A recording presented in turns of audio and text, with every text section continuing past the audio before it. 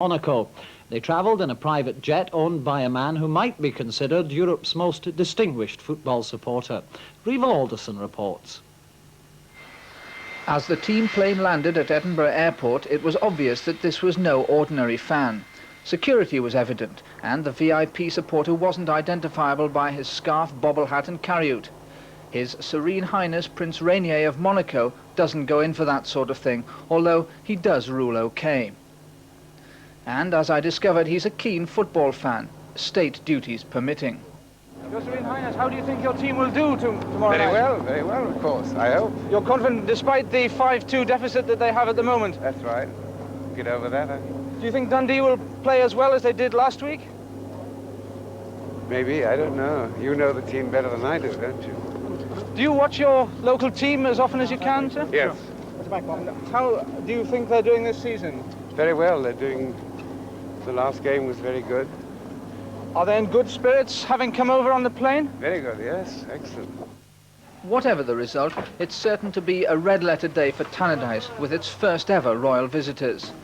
As well as Prince Rainier, watching the game from the makeshift royal box, usually manager Jim McLean's office, will be Princess Grace, who arrived separately at Edinburgh, having stopped over in London. Red carpet being rolled out for the visit of Prince Rainier and Princess Grace of Monaco. But at 7:30, the niceties will end out here in the park. After that, the only person Dundee United will expect to see doing any bowing is the Monaco goalkeeper as he picks the ball out. A superb 5-2 victory in Monaco, the team will be anxious to repeat that command performance for their own supporters. Manager Jim McLean is obviously determined that will be the case. He brings in the talented Graham Payne, who missed the first leg, but who has scored in his last two first-team outings, and young fullback Derek Stark, who is also capable of driving upfield and snatching a goal. I asked the Tannadice manager if, like the fans, he saw the outcome as a mere formality.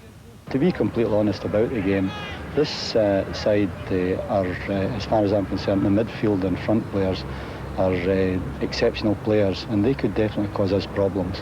And we've got to approach it that we're not being stupid in the way we go forward, but we most certainly must play the game as much as we possibly can in their half of the park. You've decided to make changes for the game from the first leg.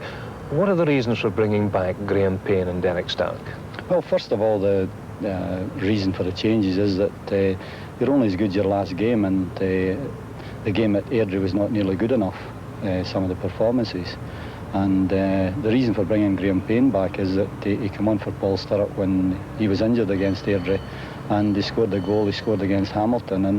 And there's no doubts about Graham Payne's ability to entertain the public, and there's no doubts about his ability to keep possession of the ball. But as far as I'm concerned, his record in scoring goals and winning matches for us is not nearly good enough.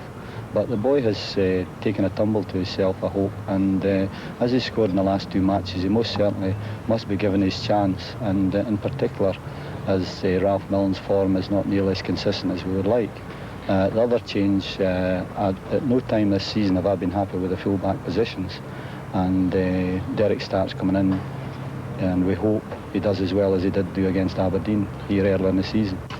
Monaco, who arrived in Dundee yesterday, have injury problems, with striker Eric Peku doubtful. But with their prince and princess looking on, they will be desperate to improve on their performance over there. In fact, there is still a sense of shame in that 5-2 nightmare that keeps coming back.